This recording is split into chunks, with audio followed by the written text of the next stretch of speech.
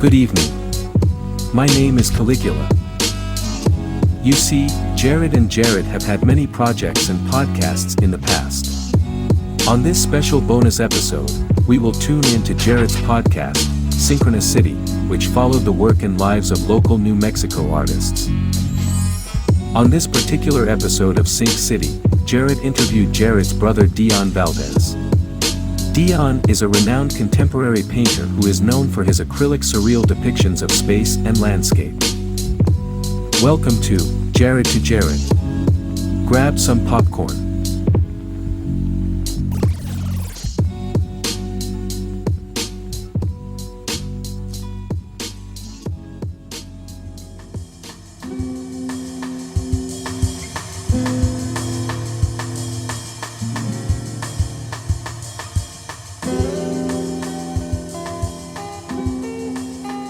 Alright, welcome to This Synch City. This is your host, Jarad McHugh. In this episode, I interviewed Dion Valdez. Dion is a landscape painter born and raised in Santa Fe, New Mexico. He spent some years studying in Albuquerque, but is by all means a Santa Fe painter. It's a different style, even a different way of carrying yourself. Anyone familiar with Albuquerque and Santa Fe knows what I'm talking about. And even though I would describe Dion as a landscape painter, he's much more than that. His Southwest landscapes include these geometric shapes floating in and even containing the sky. It's hard to describe. You could take a look at it on his Instagram, that's at Dion Paul Valdez, or his website, dionvaldez.com. So for this interview, I drove up to Santa Fe, about an hour north of Albuquerque. It's not a bad ride. You enjoy the landscape along the way. It's super pretty in this kind of Martian sense.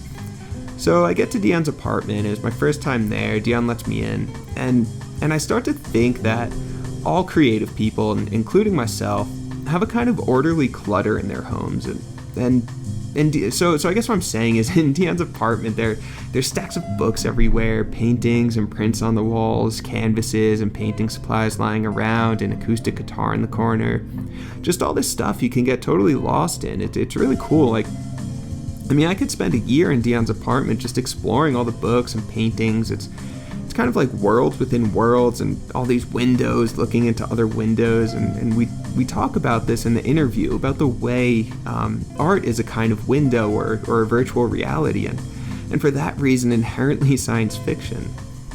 We get more into this idea in the episode, but for now I just want to say that if art is a window we can look through, then who's to say it's not a window that someone else can look into from the other side?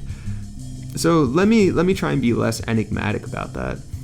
There was this moment during our conversation when it felt like some kind of alien presence came in through the painting that was hanging over the couch I was sitting on. We had been talking about art as windows and the inspiration of Stanley Kubrick's 2001: A Space Odyssey on Dion's work, and it felt like maybe someone else was in the room with us, like this alien intelligence or something. Dion agreed here, and it was really strange. So see if you could pick up on it. Maybe podcasts are a kind of portal too. At any rate, reach out if you have questions, comments, suggestions. Maybe you want to be on the show. The email is synchronicity505@gmail.com. Enjoy the episode. Much love. Dion Valdez, hey, welcome there. to the show. What's up, man? Not much. Excited Cool. to do this. Yeah, Yes. Hell yeah, definitely. All right, so I was thinking about this on the way over when I was driving. So one thing that is really striking about your art for me is your sense of space and perspective, which is really interesting because you're like a very, very New Mexican artist. I think like the way you see feels very New Mexican to me. There's a sense of spaciousness that my art, for example, doesn't really have. I grew up in the Northeast where everything is much more claustrophobic, way more trees, you don't get as much sky, and I feel like that actually impacts my relationship to space and my art, and I get the sense that Sure. New Mexico has kind of done the same for you in a different way, your sense of space and perspective. Can you talk about that? Oh, yeah, absolutely. That definitely has something to do with my art and how I deal with space, how I think about space. It's hard not to notice the gigantic skies that we have here. like how we relate to space. Like here in New Mexico, you can go on hikes and you can climb a small peak and like look like 80 miles away, 60 miles away. You know, you can see the tip of a ski base and 50 miles away or something, you know, with these gigantic skies. There's not a lot of like architecture to get in the way of anything. So yeah, I mean, and for me, for like my painting specifically, like with what I'm doing as I deconstruct these skyscapes, you know, I definitely wanted to use the skies as sort of like a stage for like what I'm doing. Definitely. Yeah, I like that. Yeah. Mm-hmm. Can you say more about that? Like the sky is the stage, you know, because something you do in your paintings that's really fascinating to me is that you'll kind of take the sky and then compartmentalize it into all these different sort of like prismatic pieces, and you'll literally take the sky, something infinite, and then bound it up into these kind of like packages that you then throw into perspective. So it's, I don't know, just like that. And then the idea of like sky as your stage, like there's something there that's really, really fascinating. Right. Well, okay. Like first off, I'm coming from like the frame of mind as a sculptor primarily, which I think is probably important to. I didn't know that. To like mention. That's really so. Interesting. Even when I'm dealing with these two-dimensional spaces, right? These painting surfaces, these panels, which I also build, there's still this sense to me that they are three-dimensional objects as well, like sitting on the wall. Right. Right. So that's sort of like this interesting part to me. Also, like creating a sense of three-dimensional, this three-dimensional feeling visually. Yeah. This space, even what I'm doing with my geometric shapes, my like deconstructing the sky on this, which is also another type of object, kind of like the painting surface itself. Yeah. That's going on. And then with the theme, so there's this like theatrical quality, I guess, that's kind of going on.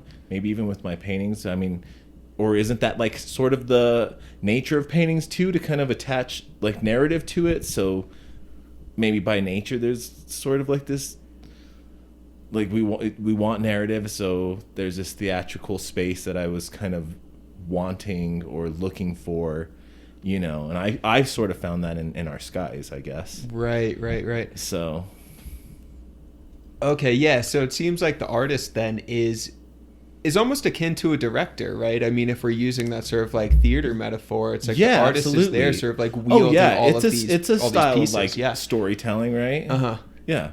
Definitely, sure. yeah, because the story is what you're seeing, right? Because I think what visual art is actually doing is just taking how you see and what you see, and then kind of transmitting that to someone else and saying, hey, this is what I see, what do you see? You know, it's a cool way of just sort of like balancing perspectives. And it's funny now that I'm even talking about narrative, because I will also mention that with my work in particular is that I am not really... My work is like intentionally kind of void of any kind of narrative specifically. Yeah. Again, going back to like that, me coming from the frame of mind of a sculptor, like I was inspired mainly, you know, as I started my work, like very inspired by minimalist sculpture, especially, which was a lot about how objects activate a space, how it coerces like a viewer to kind of move around it even. Yeah, okay. You know? So with that in mind, I'm kind of doing that with like a visual experience. Yeah. With the eye. You know? Right, so okay. What kind of like sense of weight, mass, you know, this very like art schooly word here, gestalt, like can I like create from my shapes or whatever. Yeah, I kind of forgot where I was going with that, but no, or where I started with it. No, that's so cool though, because like, well, yeah, the Gestalt, like what you're describing is this whole like, this whole performance, this whole like network of kind of intersecting pieces that's not Sure. just the visuals that you're seeing on the canvas, but it's the canvas itself. And more of like the sense of mass and shape and presence. Right. You know? Yeah. And negative space too, right? Because kind of what you just said Totally. about like minimalist sculptures, that it's kind of actualizing the negative space around it. It's not even about the 100%. sculpture itself as much as it is about the space around it. Completely. Yeah. Completely. Absolutely. Yeah. Which is as important as the object, or maybe even more in Right. certain cases, you know. Exactly. Yeah. And you're I know, definitely like doing that. in your Solowit was paintings. dealing with that. Donald Judd was. Mhm. Just a couple like off the top of my head, but who else? I can't think of his name right now. It'll come back to me in a little bit, but Yeah. Mhm. So then that adds extra significance to your interest in the sky as stage, right? Because the sky Totally. itself is negative space, and it seems like what you're doing is taking Right. negative space and then objectifying it, Totally. turning it into a Totally. sculpture itself. Pretty much. Yeah. Yeah. It's pretty much Definitely. void and form. You're kind of like going into the Mhm. void and then like building form out of it. Right. Right. That's wild. Right. They're like independently these studies on space and form and our relationship to like the two objects, I guess. Right. Hmm. So also with the minimalist sculpture, you described sort of like coercing the viewer into moving around it and Totally. also occupying that space in different ways. So do you have a goal for your viewer? I mean, what's your ideal audience doing as they're interacting with your paintings? My goal for them is to have a visual experience with it. And it's, to me, that's sort of like, maybe with intention, sort of simplistic, but also, I mean,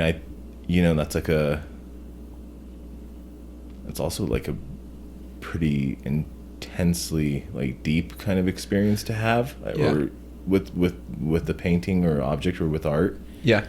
you know. I think that's what I'm trying to evoke, I guess, just this visual experience. Yeah. Trying to create that. I think, who was the artist? Joseph Albers, I believe. He did these like very minimalistic paintings of like squares so it'd be like a red square and then maybe like a yellow or orange square painted in the center of it. Yeah. Like, have you I'm not sure if I've seen that. Okay, Maybe. yeah, if you think of him, but he was like really interested in like this vibration that would happen in between the colors, Great, like, at yeah. the line. Mm-hmm. I think there's something about that I'm even looking for, like these small moments where you can have like Right. this push and pull, this kind of like these little moments of vibration Yeah. within like this two-dimensional space, Right. which is what I think like interests me. That's what keeps me in my studio painting. Yeah. That's great. Yeah. So it sounds like, okay, that like extreme visual experience that you're describing for your viewer, and then also your experience as the painter, as kind of like getting into those spaces of juxtaposition between colors and the vibration that occurs as a result of that. It almost sounds like you're describing like a spiritual experience too, and I kind of get that sense from your paintings, that when I look at your paintings, there is a sense of vastness and spaciousness, being out in the desert under the sky and feeling the sky kind of like imploding over you. You know, it does have this sort of like transcendent quality to it. Do you think that's there in your paintings? I think so. I mean, I don't think I'm like intentionally trying like to go for that, but like a part of me embraces the spirit of that kind of ideal, I guess. Yeah. Like, I don't think I don't think I would intentionally like not want to have that kind of, Right. you know, and plus that's like a part of like who I am. I mean, I meditate, I do things, I like try to, you know, I like that quality in other things of life, you know. Why not Right. work or painting or Yeah, because all right, so yeah, I guess that's kind of like what I'm getting to, and it's my own subjective experience of your totally, paintings, totally. right? So these things may or may not be there, or they're there only for me as one viewer of them. But there is like a meditative quality to Totally. them. I definitely do Totally. look at them, and it feels the way that meditation feels to me sometimes when I'm looking at your paintings. Right. And what was it like? Even like, which I liked. I think it was like even Rothko who kind of totally embraced that kind of like the spiritualism of art and kind of like the shamanesque like kind of qualities of being a painter and creating art. Yeah. And creating those kinds of emotions that come with like experiencing and Right. looking at these paintings. Right. And the emotions and spiritual feelings that come from that. Yeah. Which again, getting back to like space and place, I feel Totally. like that's something that Totally. is kind of in the air in New Mexico. I mean, a lot of people do come here, whether they're here looking for art or they're here just vacationing or passing through. But I feel like I've met and talked to a lot of people who feel a kind of like, I don't even know how to describe it, but like a vibrational experience, almost the way you were describing the vibration in your paintings. Absolutely. There's Yeah, something people in New come Mexico, to like northern right? New Mexico to like Yeah. find themselves spiritually, right? Right. Yeah. There's Like, so many. we know like, that. Yeah. Right, Exactly. Yeah, totally. Which is because that was definitely part of my experience of moving out here from the Northeast, where I I bet. came out here and like Absolutely. very, very quickly felt like I was home and felt connected to the space. I mean, were you aware of that before you moved here? No, dude, I Or didn't was even. that something you sort of discovered once I you were barely here? knew just New like, Mexico that existed, this was yeah. kind of like a harbor for like spiritual enlightenment, kind Yeah. of. No, it was something that I just sort of stumbled upon. I Okay. came out here with no preconceived notions about New Mexico, about Right. Albuquerque, Santa Fe, whatever. I kind of came. I sort of like through a weird series of events ended up here, but Well, I feel like there's a part of you that's maybe like that. Maybe is that like a leap for? I don't know. Like I feel like there or that like could embrace that kind of spirit or sense. Like no, that train was of there. thought, Yeah, sort that of, was like, kind of there it's 'cause already, so- and then right it because just you didn't really grew, yeah. you didn't grow up in a place where it was kind of like very different kind of vibe from like the Santa Fe, northern New Mexico. Yeah, I didn't like grow up around hippies or something Spirituality, like that. Yeah, hippies, like Long totally, Island's like, very hippie culture. conservative. Yeah, Totally, yeah. So that's why I was kind of like curious if like you were aware of kind of. No, I you know. wasn't. It was So it that was must a, have it was a been ple- pretty it was a cool for happy you. accident to quote. Yeah, totally. That must have been Bob Ross, pretty yeah. cool. It was a happy accident. My coming out here. No, But that yeah, must and have been as I pretty neat. read more and learned more about New Mexican history and started to see Totally. like, oh, this I guess I don't know what to call it. I'll just call it the vibrational feeling that I Totally. sometimes feel in my body. I was then feeling in the place, Right. which was really refreshing because where I grew up, I didn't feel that connection to the place as much. Okay. I mean, now actually I do when I go back to visit, but yeah, I don't know. It's just very powerful here. And well, you're from here originally though, so I mean, I am. Yeah, and right, so how am I aware of that? And I think that's just from like meeting people who have like come here searching for that. yeah, Or maybe other people who kind of ended up in these parts discovered that was sort of a thing around here and then Right. kind of just became a member of this community and just embraced the way of northern New Mexico, so right. yeah. Yeah, because that's something that really fascinates me is that my experience of this place of the mountains is different from people who've grown up here because Oh, sure. I grew up pretty close to New York City, so people from here who are born and raised in New Mexico are always like, oh man, New York City, and I'm like, yeah, it's just a place, it's whatever. Yeah. And then when I'm out here, I'm like, oh man, the mountains, but then people who've grown up here are like, yeah, it's whatever, it's a place, Right, so I don't know yeah. if there's also an element of kind of like exoticizing, just There's distant gotta places, be, you know what I mean? yeah, that's Yeah. gotta be a thing, right? Right, yeah. It's gotta be a part of it. Because that's part of like the desert spirituality too, which is like That too, right? it's Yeah. just sort of people who Mhm. don't know this place who can then project all of their kind of like woo-woo-ness onto it. Like Yeah. that's part of it too, maybe it's like easy to live the cliche here. Yeah, it seems easy to live a cliche for not sure. Not even like saying that in a bad way, really. Even, right. You know? It's a nice like, cliche. I don't know. Yeah. Like it's desert hippie or something. Like. Right. Yeah. That's funny. I mean, it's fun to live it when you're here. Yeah, sure. So how far back, to your knowledge, does your family extend? Like, how long has your family been in New Mexico? Quite a while. My parents are from a small town in northern New Mexico. Their parents are, in one way or another, were from like smaller ranches in northern New Mexico. And back from then, I mean, little from like the natives who were here for tens of hundreds of generations, perhaps, and then the parts of, colonial Spaniards and whoever, Mexican natives, and so a mixture of that. So I'm pretty true blue. Yeah. All the way New Mexican, That's cool. Yeah. Absolutely. Yeah. That's cool. Uh-huh. Yeah, you and Jarad both. Jarad Valdez, Dion's brother. I feel like I was actually saying to a friend last night I was hanging out with, because I was talking about my weekend. I was like, I'm going to come up and chat with Dion on the pod. And I was like, yeah, Dion and Jarad, they're just the most New Mexican people I know. I could see that, totally. Absolutely, yeah. We have the chili running through our veins. Yeah. It's just super funny, yeah. Absolutely. The chili running through your veins, yeah.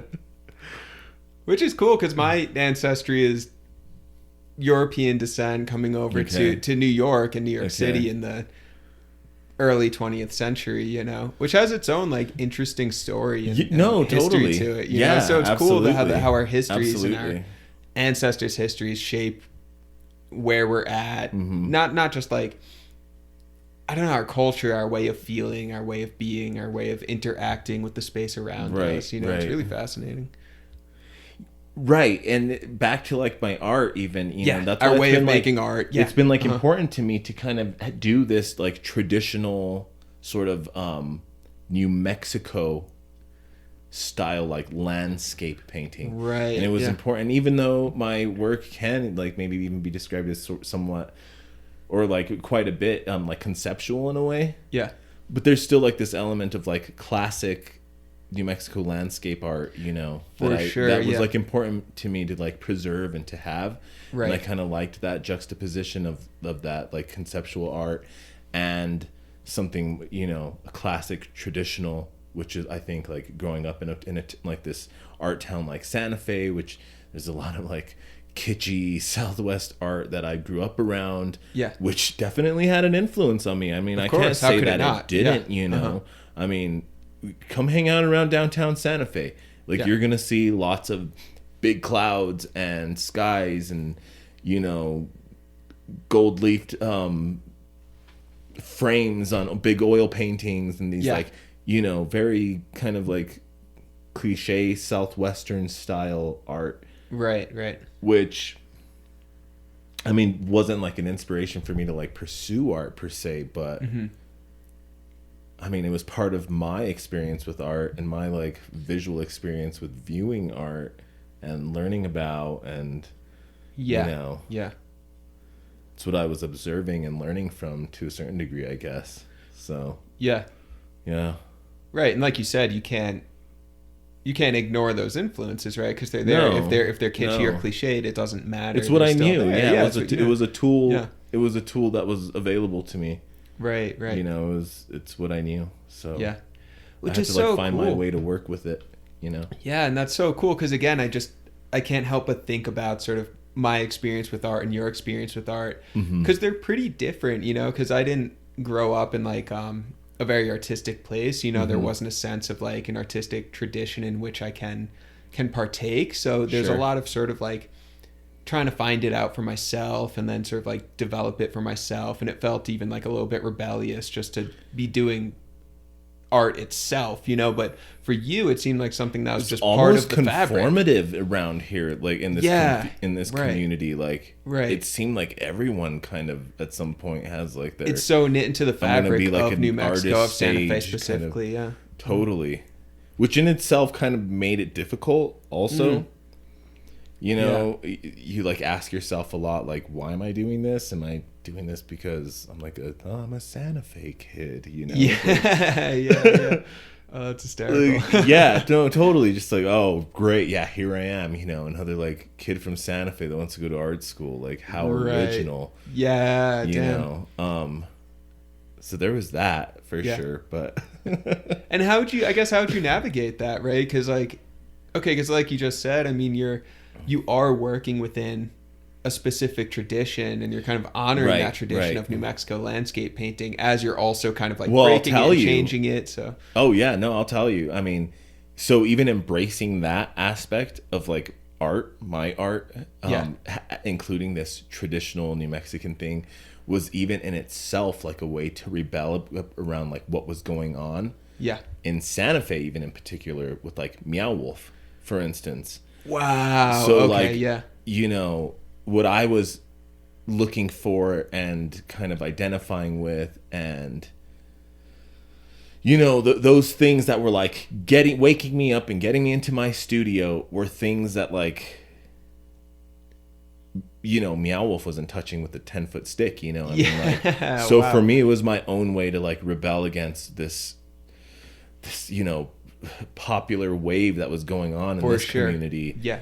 You know, maybe even like in art in general, but you know. Right. Yeah. That's so cool, because actually Jarad and I, when we were taking a grad class together a few years ago, Meow Wolf had like just opened. Okay. Me, him, and a few other friends from that class went to Meow Wolf to, you know, just think about it and study it and read it as art and everything, you know.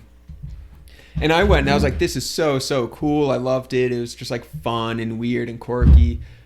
And I was like thinking about reality and where does reality end. And that's what I was reading into. And then Jarad, your brother, grew up in Santa Fe, everything else. Like, he read it totally differently. He was like, Meow Wolf fucking sucks. He was like, it's not affordable for the people who actually live in the neighborhood where it was built. He's like, he saw a lot of, I don't know. He pretty much saw like a lot of like kitschiness and just like I don't know, just like inviting more people here who have nothing to do with New Mexico and everything else. You know, he was reading into like the classism, even the racism of it, and it was so fascinating because all that stuff was really blind to me. You know, so to hear you say like that was a point of contention. Totally. You know, that's so interesting. Not easy to see with, you know, with that particular situation. But yeah, there was a different, you know, an other side to that coin. For sure. Right.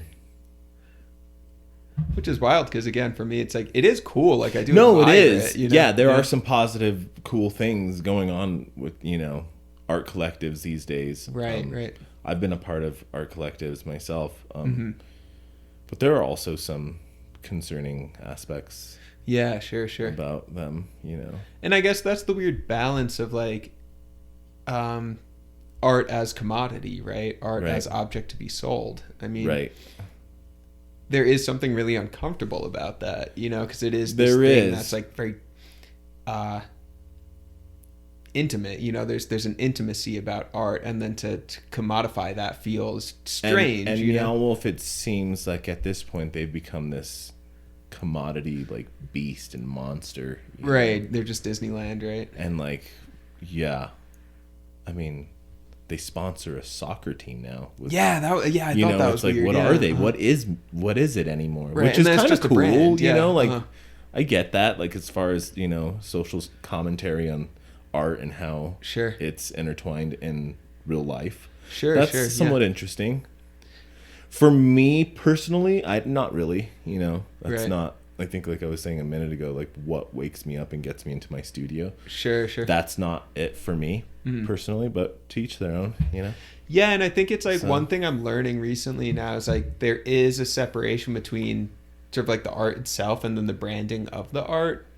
You know, and those are two different skills. Some people are really, really good at branding, but they're not great artists, but they do have like a presence in sort of the Albuquerque art scene or whatever. Oh, sure. And then other people who are amazing artists but can't brand for shit, and then no one ever sees their stuff, and it's like, well, what's the point if no one's getting to enjoy it with you? You know, so it's a strange balance to strike. Yeah, that's one of the interesting aspects of, I think, like a bunch of different types of art expressions. Yeah. How good are you at self-promotion, or, you know? Yeah, and is self-promotion and branding necessarily selling out? Right. Yeah, I mean, there's a line there somewhere, right? Where is that? Yeah. I don't really know, but it's somewhere there. Yeah. Because on the other end, too, is like, I don't know. I wouldn't want to be that artist who's like really, really good, but like, I don't know, is just working in like a closed off room and kind of disdainful of everyone else because of their branding or something, you know? Right, I get that too. Yeah. Sometimes I think I'm maybe a little too much like that. Just like, yeah, you know, Dion, you got to show these paintings someday, right? Like, yeah, sure. I mean, you're working, so right. It's like the musician just like singing away to no one. Yeah, exactly. You know, the dancer dancing in a quiet, lonely room. Yeah. You know, which there's art a beauty is to be that. shared. Like, if it's painting, dance, music. Right. Yeah, it's a celebration of humanity. I mean, and I think that's kind of at the very base of art, you know, that's its core. It's like, you know, we can talk about space and place and spirituality and branding and all these different things, but really at its core is it's just a celebration of being human. Totally. That's it. Totally. You know, and then how can you do that without other people, you know? Right. Yeah, absolutely. No, it's crucial. Yeah. It's like the missing link to it. I mean, it's the final piece. Yeah. For sure. I mean, no matter, like, the viewer is the final piece to my painting, you know. It's not really done until people are like looking at it and experiencing it. And that's also like a really cool feeling to, like, when my art is up in a show and I'm walking around and just kind of like watching people stand in front of a piece and kind of like talk to each other silently, you know. It's like, now it's done. Yeah. You know. It's being experienced. Dude, that's cool. That's really, really cool. Yeah. Because that's been new for me. I've been like getting out in the Albuquerque art walk a bit more and stuff like that. Right. And the two people whose opinions I value most are other artists and then children, because other artists, I feel like there's a sense of knowledge there. So it's like, you know, like if you saw one of my things and was like, that was really good, I respect your opinion as an artist whose work I respect, right? There's something really there. And then little kids too are just so like, when they think something's cool, they think something's cool. That's it. You know, there's no like preconceived notions about what it should be or anything. They just get it's psyched, like a you know. purity of emotion there. That's artists and kids, like that's Yeah, I mean, I've heard it all. Like, people are always, I think I was saying earlier, people's like desire to like attach narrative to things. Like, I've heard so many interesting interpretations of like what my art might be about, and people are counting my shapes and trying to find like meaning and like numbers and they're doing like numerology on it. Which is cool, you know. It's like, hey, do it, you know, like I'm not gonna there stop is you, no instruction manual on how to look at my art. Like, go for it, you know. Like, I don't really even like to have people read like my artist statements or anything. I mean, just like, look at it. Like, what is it? I mean, what do you like? What is, you know, like what you want about it, you know? I mean, I don't know, you know, it either does something for you or it doesn't, you know? Right. Yeah. It's like, it just need exists. To, like it's tell just you how to, you know, like, I think you look at it when it's going to happen one way or another. I mean, I don't really know. I mean, you're going to have that visual experience one way or another. Right. You don't need me to like hold you by the hand and take you through it.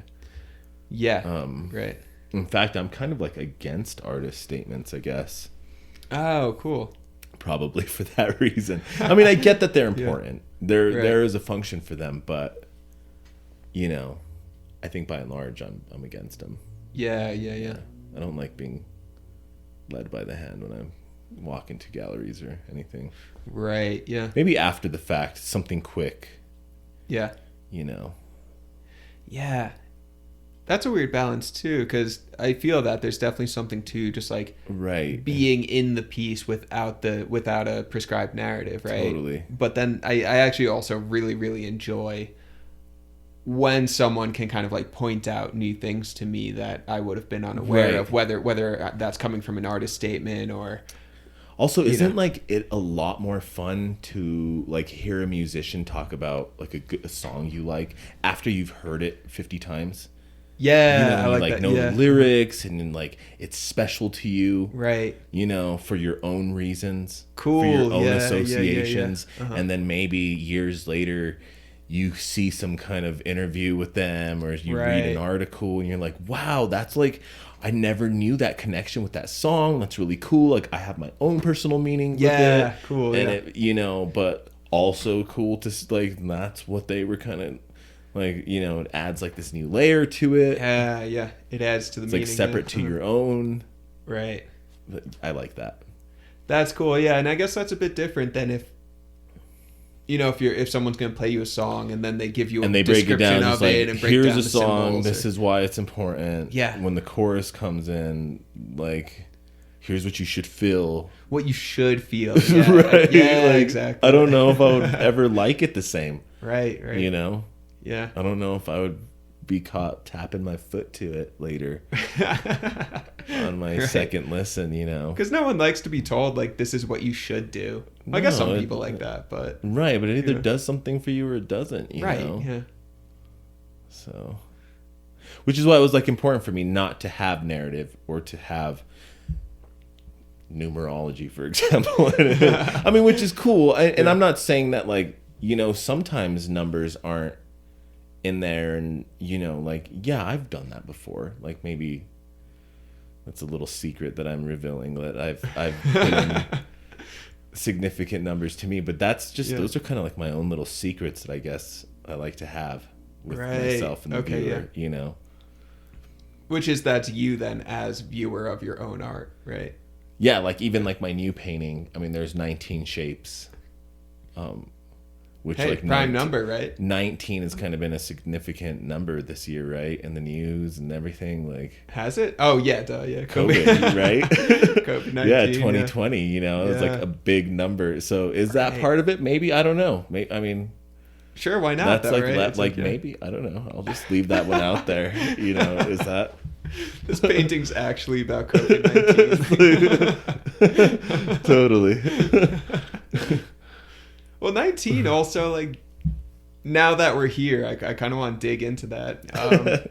19 does have, like, a weird resonance to it, right? I mean, 19, it is a prime number, right? Is that wrong? I haven't done math in a while. I think it's a prime number. No, because it's divisible by 8. No, 19? Isn't it? No, not by 8. 8 plus 8? That's 16. It's 16. Oh, yeah. My God. Then it is. It is a prime, yeah. Yeah, it's a prime number, yeah. And I feel like there is something to, like, prime numbers. Mm-hmm. I also recently finished reading this book series, the Hyperion series by Dan It's Simmons. divisible by 9. No. No. 9, because 9 plus 9 is 18. Oh, yeah. Right. I don't know. That's funny. But anyway, in this book series, prime numbers just keep coming up. It's a sci-fi book, but but it's super, super subtle, and it's just constantly prime numbers. Prime numbers are important, you know. There's something. Anytime you're doing a series, you always want it to be a prime number. You know, you never want to have like even numbers in a show. That's true. Yeah, you never like a trilogy. You never want to hang 6 paintings. You know, you make it 7 or 5. Oh, yeah, right. Yeah, it just looks 3, 5, 7, off. 19. Yeah, there's something to it. Yeah. I think because since it's not divisible by anything, it feels whole. Okay. Like, I don't know, it just feels like it's complete. Right. You know, until you get to the next set of prime. Totally.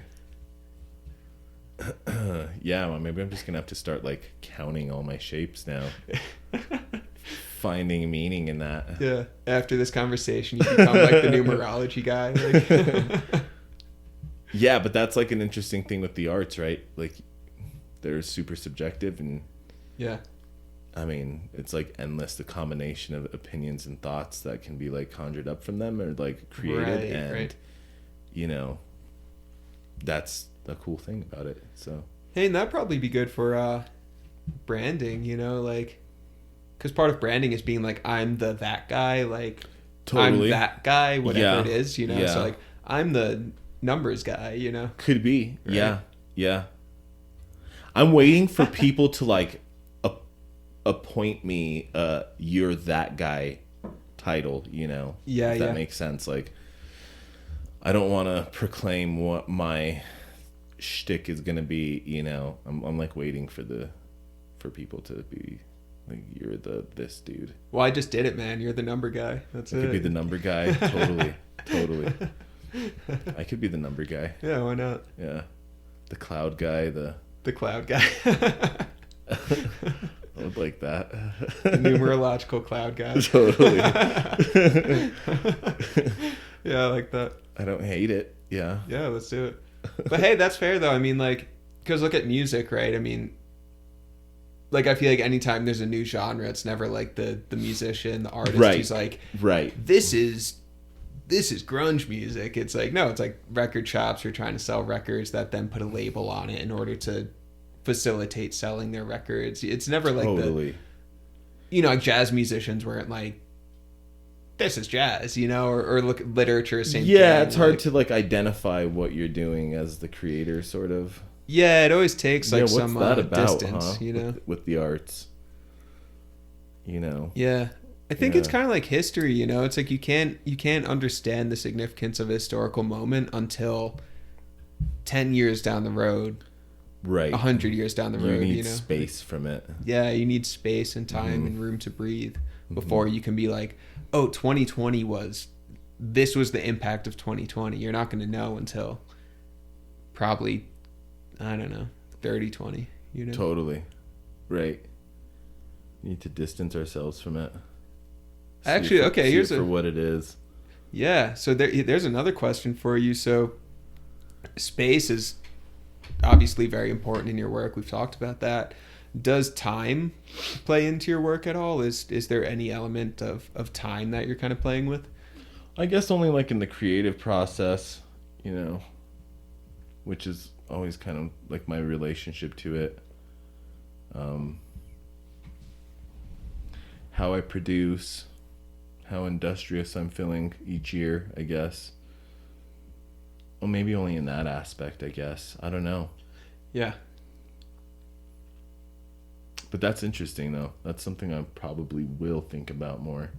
Yeah, because especially with something like art where it doesn't seem like a time art, and I think of time arts, I think of like music is a time art, even reading a novel is timed, Even with like time physics itself, like time and space. How they're related to each other.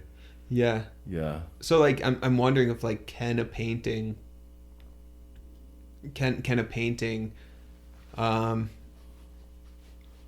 recalibrate your perception of time in a similar way that it recalibrates your perception of space? And if so, what would that look like, Right. I mean, I feel like that's got to be happening on some level. Right? Is it measurable? Probably not, but something Right. like that's happening. Absolutely. Yeah. Yeah. So even if you're thinking of like the viewer who's walking around the piece and their eyes are kind of gliding over it from one portion of the painting to the next, that is happening within time. There is one aspect to like viewing art in time, which I've always kind of found interesting.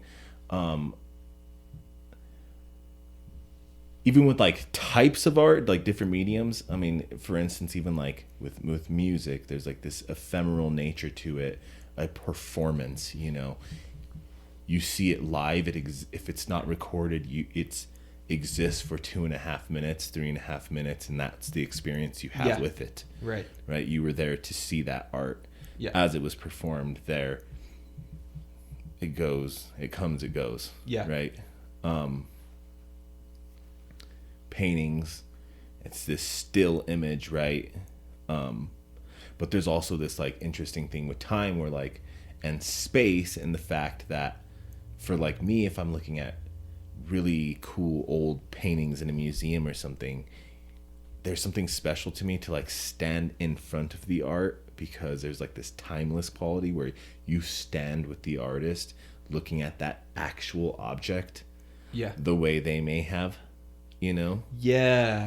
And even though you're like in this different place, but still your relationship to space, object, being 10 feet away, with the piece being eye level, the artist stood there like that, stood back from it, looked, observed. Yeah. Here you are as a viewer. I mean, it's kind of an interesting thing with the visual arts, you know, and how we experience that and how time is related to it. Right. You know, It's like it's almost a virtual reality experience, right? kind of is. Yeah. Yeah. Totally. Someone kind of creates this reality for you, and then you step into it, so your vision is kind of superimposed onto theirs, you know? Right. It's really like ghosty too. It's like It is. Yeah. It is. Yeah. And how they're seemingly timeless. I mean, still paintings are slowly eroding. I mean, nothing is forever, especially right. wood and oil or acrylic. And I mean, it's just on a much different time scale for what our eyes can measure, but Yeah. it is happening right before our eyes, you know? Yeah, that makes me think of like the picture of Dorian Gray. Have you ever read that one? I have. Yes, I have. Okay, yeah, Oscar Wilde, totally. and he Yeah. paints Dorian Gray, and then the painting starts to age, and Dorian Exactly. remains Totally. young. Totally. Yeah, and then Love at the that end, the book. painting, murders him. But, Right. Yeah, So but there's good. something so fascinating about that, because Right.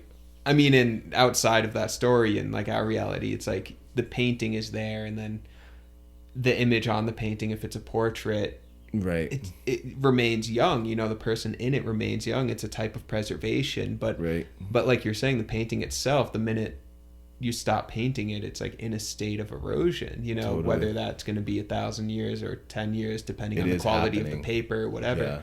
Yeah. Yeah, there's something to that, so it's like there's almost like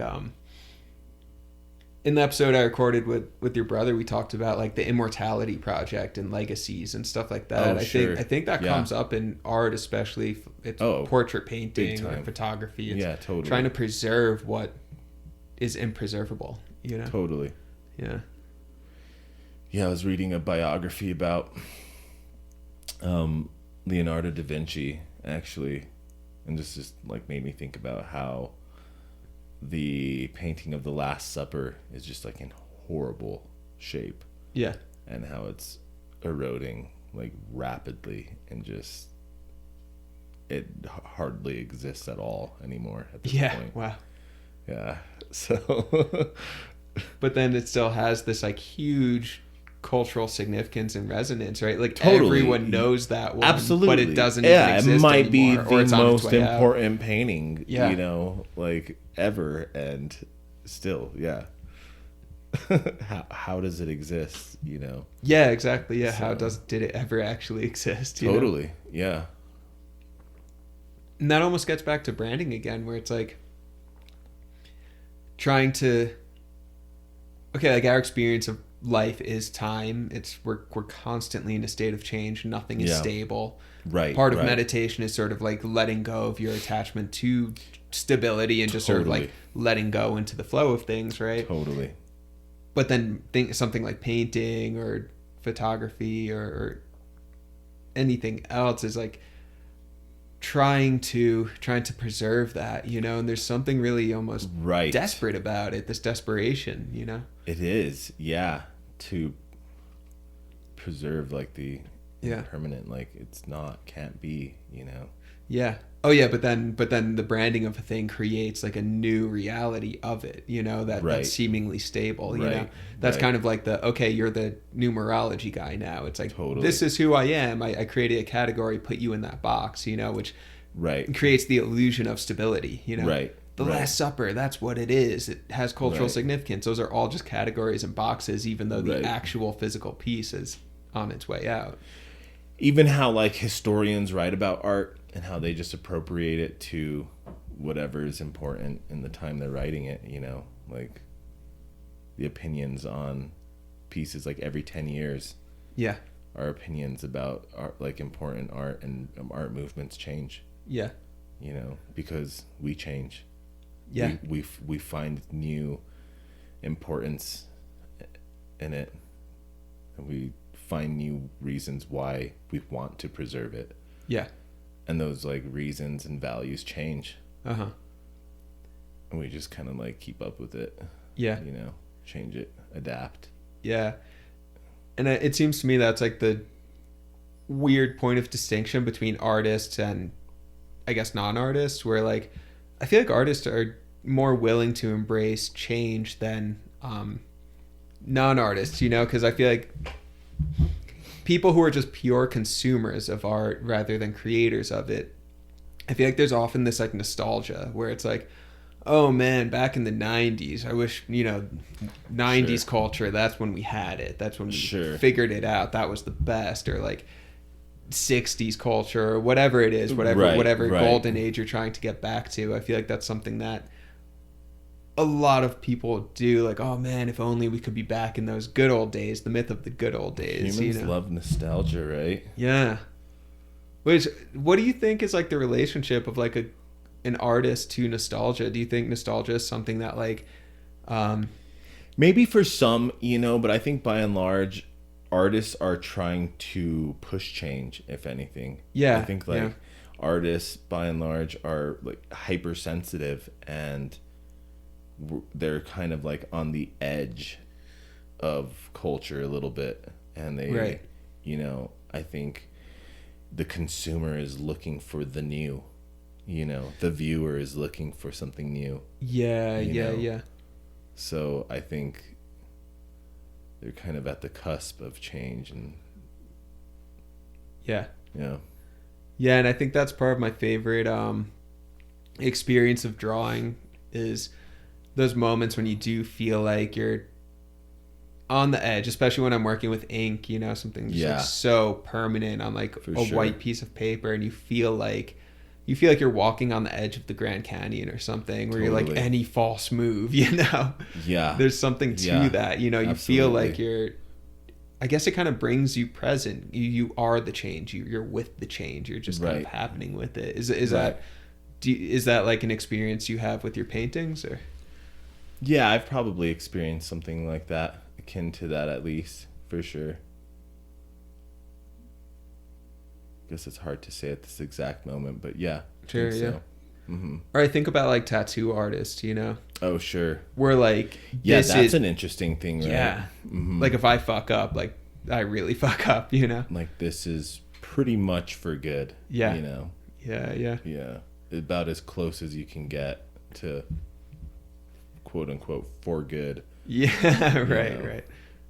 Well, hey, there's like mummified skin from Egyptian times, ancient Egyptian Oh, times that's sure. tattooed. You Oh, know, they yeah. have like Oh yeah. ancient tattoos still That's preserved, true. you know. Right. Which is so wild, you know. That I is love wild. Yeah. Yeah. Nice. Well, I feel like we're coming to the end of the pod. Any closing statements? I don't know. Any more questions like about my work or anything? And people can look at it on my website, dionvaldez.com. There you go. I have that, you know. I'm on Instagram, Dion Paul Valdez, at Dion Paul Valdez. Find me there on Insta. All right, there you go. Yeah. On your site, are you selling, or are you taking commissions? On my site, that's really just I mean, I have like a statement, just like images of my work. I don't sell anything online. Of course, people could like, you know, email me, message me on Insta if they see anything they like. Right now I'm kind of just like building work for some shows this summer. I was fortunate enough to like sell quite a bit of work 2 years ago before the whole lockdown year. So I'm kind of just like building up my show collection again, which has kind of been like a slow process, which I'm sure a lot of artists out there experienced over lockdown and during this pandemic. You know, I think a lot of us had these big dreams to fill our studios with work that we would be making, until we realized that we spent a lot more time just like pacing in our homes and Oh God, you yeah. know, like walking our dogs 75 times a day and, you know, so but aside from that, yeah, Like, yeah, everything I paint is for sale at one point in time, for Cool, sure. cool. So, Dude, that's funny. Okay, last question. Okay, the effect of pandemic on you as an artist, on artists generally, because yeah, I definitely feel that there's been so many moments of like putting this pressure on yourself. Depressing. Oh my god, yeah. Where it's like you put this pressure on yourself where it's like, well, I have all the time in the world now, so if I'm not producing, something's wrong. But then you're like, but isn't that's like a big part about being an artist, right? It's like the clock is never really clock out. Like you are always on the go, like you 24/7 for the rest of your life. I think like once you decide like I make art, I am a painter, I'm a sculptor, I'm a musician, whatever, that's it. You have to be self-motivated, and you kind of have to be your own boss, your own motivator, your own kind of manager to give yourself deadlines. Unless you're lucky enough to kind of fall into positions where people are asking for your work, and that's awesome. But I think, even those people, I probably have to go through a stage where they have to self-motivate and take care of that for themselves. Like that has to be in you. You have to have that fire, I think, right? So, but yeah, for like, what were we saying, like with the pandemic, that was very real. I mean, there was like some kind of pressure, I think, out there, maybe something out there, just like, oh, I have all this time, I'm not working now, nothing is open, socially nothing is happening, like no one's doing anything, no one's dating anybody, but all those little things are kind of like what like lubricate the gears to make art, right? Going out, the small conversations with acquaintances, like interactions with strangers and people, the human romance element, like all that human stuff. If you take it away, then you're kind of like this, I don't know what you are. You turn into something that's not what you were. I know that. Around. I don't know what you are, but you aren't what you were. So and I don't know about you, but there's moments of like, especially this winter, it felt like the 200-year-long winter, man. Like, oh my god, where like there's moments where I just like, speaking of like objects and space and perception, I feel like there'd be moments of like isolation for a little too long where like I feel like I was getting like dissociated from thank God the for objects in my apartment, dude. Out for there. real. Oh my totally. God. Oh man. Tough. I mean, even though I have a painting that I worked on for months over lockdown, and I can't look at it. Really? Damn. I literally put it like backwards in my room, and I don't want to look at it. I'm happy with the painting. It's a beautiful painting, I think. For what I do, like I think I did what I do, it, I like it. But it just like it disturbs me. I can't look at it. Totally. I just dude, oh my god, there's some weird energy in it, for real, man. And that's, I think like, that's huge in art, especially visual art. I think for me, and it sounds like you, where it's like there is like this like you could feel it. Like I have a friend who during a very depressed period in her life, she drew a self-portrait. Okay. And it was horrifying, dude. Like she had it like hidden away in a closet, and she brought it out, and like I wouldn't touch it, man. She went to go like hand over the like paper to me, and I was like I'm not touching that. Get that away from me. It kind of have the same aversion to this art piece herself, or was it kind of she seemed pretty okay with it? It was something I sensed, okay. It's like, but yeah, there's just this like darkness to it where I was like, get that away from me. Like you should burn that. And I've done that with like my own drawings, that I've drawn something from a dark space, and then I burn that shit. Get that out of there. Totally. Yeah, I mean, in a way, I mean, maybe you relate to this in a sense, but like if I'm working on a piece, I mean, especially with the tempo to which like I work, like with my piece, it can take anywhere from 2 to 5 or 6 weeks plus whatever, depending on the size.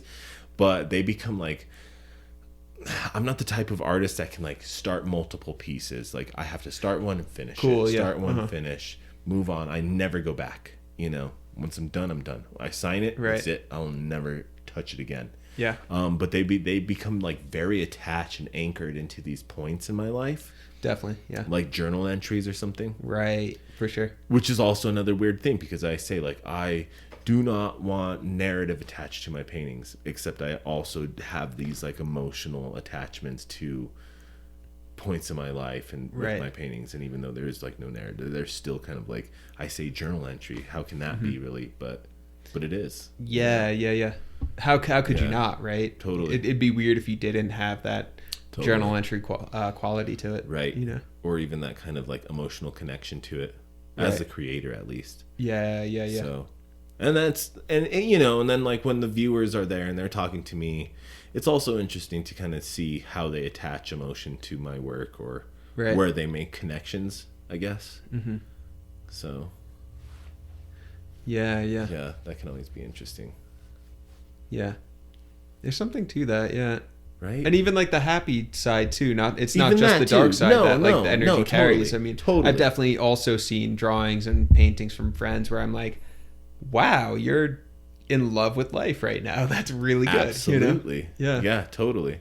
And I have certain paintings where I always want them around. I don't even want to sell them because they just make me happy. Dude, yeah, exactly. For about like the time, like what was going on. Yeah. There's that time and space thing again we were talking about, you know. Right. How we attach that. Yeah. So I think there's a quality of time travel in I think so. In painting and visual art. There's definitely, it's time travel. Yeah. Okay. That's something there, right? Yeah. Absolutely. Yeah, as earlier we were talking about time and like what's the time element in visual art, and it's time travel, you know? Even like if we were to sit in my car right now, throw on classic rock radio. Right. We're going to hear Led Zeppelin in the early 20s, you know? Yeah. How is that not time travel? Yeah, exactly. You know? Exactly. Like, that's art, you know? Uh-huh. And that's like a kind of thought experiment where it's like, okay, if I took, you know, let's say like a child and then raised them in a house with technology that was only from like, I don't know, the 1950s. There's an icebox instead of like a freezer, and like the television is, you know, black and white and antenna, and no phones or anything else. And I'm constantly just playing like videotapes of like old news recordings or something where you see like President Eisenhower making speeches or whatever. I like that child. Creepy human experiment. Yeah. Setting up in my, it's like Truman Show. Like, it's like Truman-esque. Dude, exactly. Truman-esque. And it's like, I don't know, and you have, I don't know, some old paintings up, whatever. And you can create that environment. You can create that culture, and that person, that child would not know the difference. Have calendars up on the wall that say it's 1956.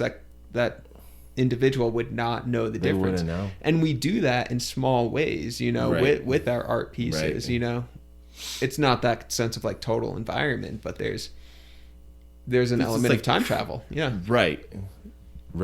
Which is why I never understood the whole like nostalgia for different decades and the art that came with it, because especially with the internet, it's like you get to experience every single decade ever, or maybe not ever, but that we have recordings from, or even ancient Greece, man. I could read ancient Greek mythology and be in that space. Yeah.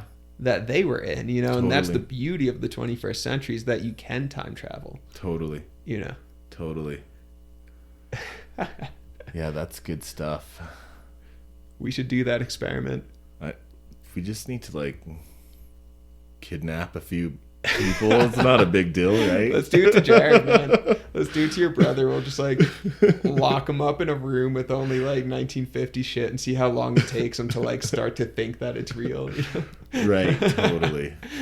Yeah, I was seeing some kind of, or just even like writing a sci-fi script about that, you know? Yeah, even like that'd be cool. That'd be super cool. Yeah. Like what would happen, you know? Totally. And what would happen Jared to like write that story? Right, you got a good premise for you for a good like kind of, you know, fucked up sci-fi novel, but like that'd be super cool. All right, actually, one more question, because I know you're a movie guy, man. You're a movie buff, so like to a certain degree, for sure. Yeah, does film at all influence your art? Totally. Yeah, it absolutely has. Cool. Absolutely. I mean, I don't know if my paintings would look the way they do if it wasn't for like Stanley Kubrick's 2001: A Space Odyssey, for sure, with like the monolith. Wow, I yeah. don't think. I mean, the whole idea, and of course, also got to like shout out to Arthur C. Clarke, the original Hell yeah. author Yep. of 2001: A Space Odyssey.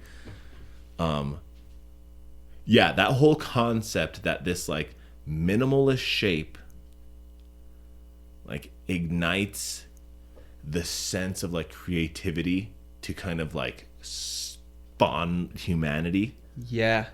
was just like so cool to me. You know, you have those apes who are looking at this monolith, Yeah. which kind of like ignites this thought to use a bone as a weapon, kind Yeah. of, you know, and like Right. which, and then they have that scene where it's like he throws the bone and it leaps to the spaceship floating, Yes. which Yeah. is like humanity. It's just the same thing. This tool, Yeah. you know, thousands of years later, that tool is the spaceship, which Yeah. is a tool. That like concept to me was so cool. Dude, that's so cool. Like yeah. the minimalist shape was the catalyst for humanity. Oh, Like man. loved it, Yeah. you know? Yeah. That was so cool. So Hell yeah. yeah. Dude, that's great because also it's like, okay, imagine here's another like thought experiment. Imagine you get stranded on a desert island, Okay. right? Okay. You're walking around, there's just like plant foliage and I don't know, animal sounds and water and sand, right? Nature. There's nature. Like, Yeah, yeah. you're just kind of like, okay, no Yeah. one's here. But then the moment you come across, let's say like a bunch of beach rocks stacked on one another. Sure. Order. Yeah. The Uh-huh. moment you see that, Yeah. that order there, Straight lines. straight lines, then you're like, Hard angles. yeah. Yeah. Then you know there are people on this. Oh yeah. What sure. I thought was a deserted island. It's just a message of consciousness. I think that's what Right. art is. That's what the Totally. monolith is. In And I Space like Odyssey. that. Yeah. And Uh-huh. you'll, even if you look at my work, you're not gonna find architecture or people in the landscapes. Right. And that's important for me also to not include that. Like I'm not trying to include architecture, roads, really any form or sign of humanity except for my geometric deconstruction of the skies. Yeah. My And I'm starting to geometry. see like a just for the listener, I'm sitting on Dion's couch and there's one of his paintings over the couch, but there's something really alien about it. Like you said, Sure. the monolith Sure. in Space Odyssey that comes from like a higher intelligence, an alien intelligence. Exactly. So it's non-human, yet it's conscious, you know, and like Right. you see that in your paintings. Yeah, you know? it ignites something there. It's doing something, Yeah. you know. It's something non-human. Yeah. Right. Oh man. Like I feel like Totally. I feel like as the viewer, I just like hit it. Oh shit! No, totally. And in fact, it's super great that you brought up film and that. You know, I think that's a crucial aspect to my work too. You know, that kind of that leap of inspiration I took from film and Yeah. Kubrick and all that. Yeah, that was. It's Yeah. super alien. Yeah, and then actually it brings me back to New Mexico as places influence in art, because what makes New Mexico so unique is just like this weird crossroads of different cultures. You get a Sure. lot of like sci-fi and like Yeah. nuclear bomb testing Totally, and like totally. UFOs. Right. And then of course Yeah. there's like Mhm. ancient old indigenous culture, and Right. that's of course still here and still occurring in the present. So it's like you get all these different Spaniard, and this like European, all these- overwhelming like natural environment too. Yeah, You know, yeah. like the expanse of nature here. Right. You also have, Yeah. as it like leans against industry and the military and Yeah. you know, yeah. It's like an alien place. It's an It is. alien place, and It is you're a definitely strange tapping place. into that. You know that like In again my just own way. non-human. Yeah, Like, yeah. totally. And that's one of my favorite things about New Mexico is that again, intersection between like future and past. You know, there you get Totally. that. And I mean like far future, like alien conscious. Right, but here and, it's like it's pretty. You're at like there's this crossroad here between those two themes, you know, and it's pretty apparent, and it's an interesting combination. Yeah, and that comes out in your art. That definitely comes out in your art. You know. Yeah, I think so. Yeah. Mm-hmm. Tech and nature. You just get all of these different sort of like, pick any binary you want, future and past, nature and technology, human, non-human. Right. It seems like, I feel like your stuff is like jumping into that, the vibration at that meeting point, you know? Right. Joseph Albers, like we were saying earlier. Yep. Creating those points in art where you get those vibrations, you know? I feel dizzy. I feel like we just transcended. Transcendence of art. That's what this whole painting is about. John Singer Sargent. Okay. It's about the transcendence of art. See, it's titled Artist in His Studio, and you see this like interesting juxtaposition between his completely like disheveled studio, the unmade bed. There's paintings on his sheets. It's messy in there. He's not really dressed well. His shoes may be untied, yet he's painting this like serene countryside landscape. Yeah. And it's this window he's creating in this world, within his world. And it's about how like art transcends and how you walk through that window and you go somewhere else. And that's why like I had to order that print. Oh, and man. It's about the transcendence of art to me. Yeah. You know? It's directly it. Yeah. Yeah. We are creating these spaces, these windows to walk through. Yeah. Absolutely. Wow. And in that painting, it's the painting within the painting, so it's windows onto windows onto windows, which Totally. is intense too. And Absolutely. yeah, and I think there is something to, like, again, virtual reality. Like, I think painting was probably the first virtual reality, or not even painting, 100%. even petroglyphs, man. Because Absolutely. in New Mexico, there's a lot of different spots where you can go see old petroglyphs. Totally. Yeah, if you look back that far, Yeah. totally. Absolutely. And sometimes you'll see some that you could tell that the way they were thinking of the rock that they were drawing on, Totally. that the rock was a kind of like Right? screen for them, in the way that, an iPad is a screen for us. Like their interaction with it is very, very similar. Right. It's so Embracing alien, that, like, yeah. it's that theatrical quality to two-dimensional art. Like Yeah. how you pick your stage, how you deal with it, yeah, you're framing how you your manipulate window. your medium, Right. really, you know? And for the painter, that, like, your panel, your canvas is part of it, you know? Yeah. So, Oh man, and I think that's another one of my favorite things about New Mexico is the petroglyphs around here, because especially Isn't that being awesome? a visual Totally. artist, it feels like I don't like a kinship with whoever. well, made it's like that you know? timeless quality too of standing in front of the Mona Lisa. Right. You go hike Diablo Canyon, Mm-hmm. 20 miles away from here, Yeah, and it's like standing in front of the Mona Lisa. Like, people were there. There are petroglyphs near. yes, You're yes. standing there where the artist was. Exactly, You yeah. experience this you have this same visual experience Yeah, that others have had before you. right. It's Yeah. timeless. It's time travel. Yeah, Yeah. it's time travel. It's virtual reality. It's It is. sci-fi. Like It I is. think, and that's part of why I love sci-fi too. I think like art is inherently science fiction. Totally. Like always, like Right. every art piece ever Right. is a form of science fiction. Totally. Yeah, Storytelling, you know? yeah. Yeah. Figured it out. We figured it out. There it is. Done. Damn. Yeah. Oh, man, I feel No, it too. Like I how feel that, like I'm suddenly vibrating. came man. in, this Yeah. John Singer Sargent painting. Yeah. So.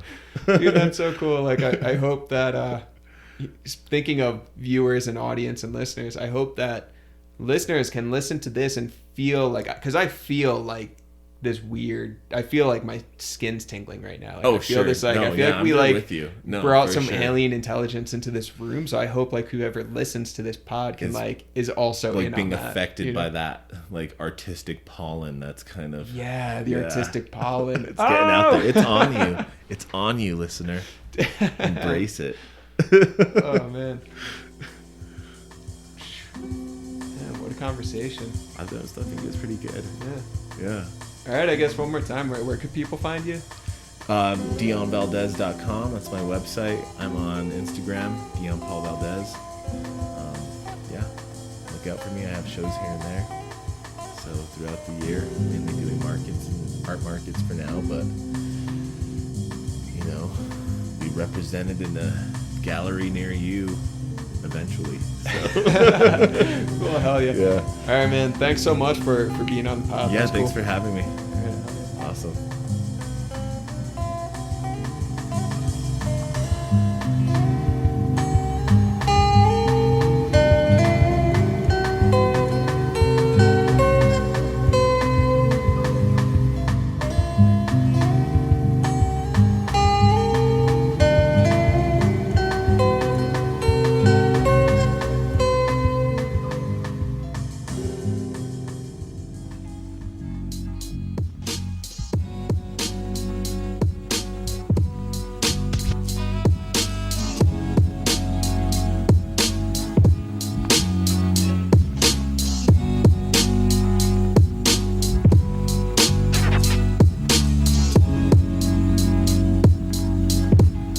On behalf of the Jarads, thank you for listening. Like and subscribe so you never miss an episode.